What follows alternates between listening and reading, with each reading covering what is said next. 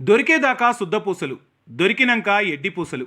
కుర్చీలో కూర్చున్నప్పుడు అహం, అధికారులమని అహంకారం, మాకంటే ఎవరు గొప్ప అని గర్వం, ప్రజలంటే లెక్కలేనితనం, ఆఫీసులకు వెళ్తే చిన్నచూపు చూడ్డం, ప్రతి పనికి లంచం లంచం, సంతకానికి బేరం లేని ప్రతిఫలం, పేదలైనా సరే లక్షలిస్తేనే కనికరం, పట్టుపడితే అమాయక ముఖం, వెక్కి వెక్కి ఏడవడం, అయినా అవినీతి బుద్ధి మానం, ఎంతమంది పట్టుబడుతున్నా అధికారుల్లో కనిపించని భయం, మహానటులను మించిన నాటకం, మాకేం తక్కువ అన్నట్టు పట్టుబడుతున్న మహిళాధికారులు, మేమేం తక్కువ అన్నట్టు లంచాలు తీసుకుంటున్నారు.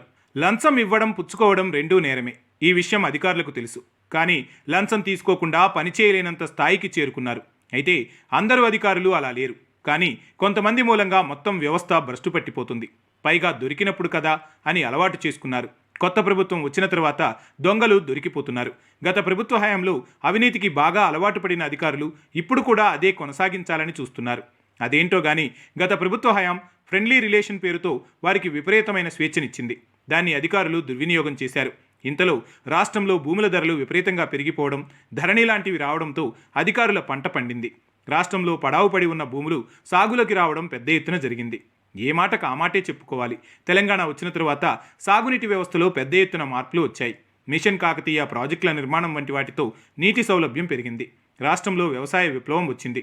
దాంతో భూములకు రెక్కలొచ్చాయి. ఒక రకంగా చెప్పాలంటే దేశంలోనే అత్యంత ఖరీదైన భూమి తెలంగాణగా మారింది.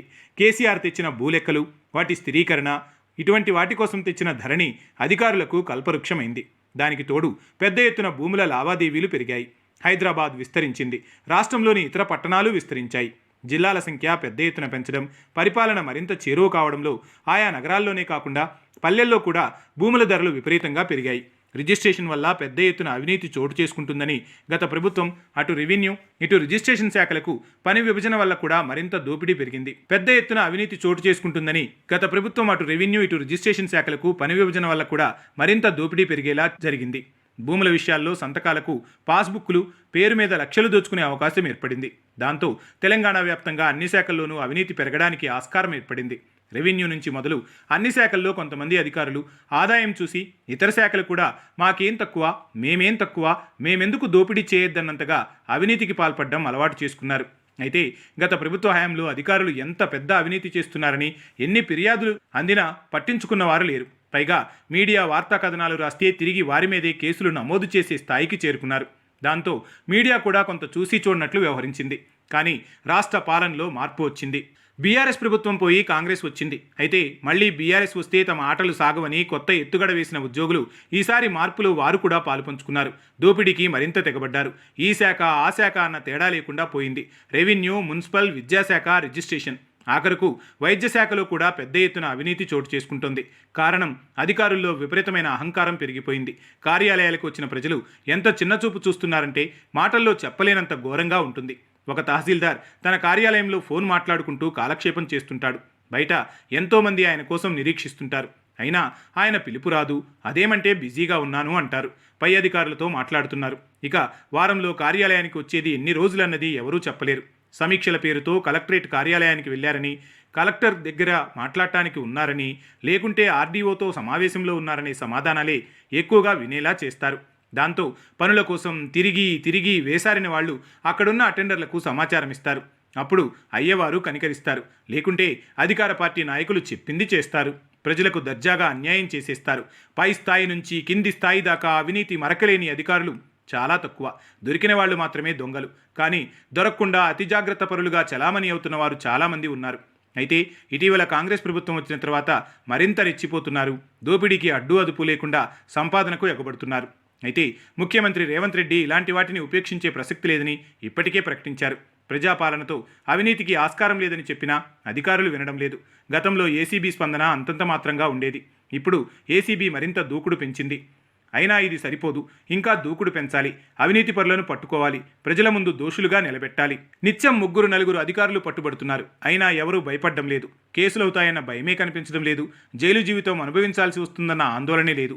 ఎలాగూ బెయిల్ వస్తుంది, మళ్ళీ బయటకు వస్తాం, వ్యవస్థలను మేనేజ్ చేసుకుంటాం, ఎంత ఖర్చైనా పెట్టుకుంటాం, మళ్ళీ అవినీతితో పెట్టిన దానికి 10 సంపాదించుకుంటామన్న నమ్మకం అధికారుల్లో పెరిగిపోయింది. అసలు ఏసీబీ అంటేనే ఒక రకంగా పోలీస్ వ్యవస్థతో సమానం.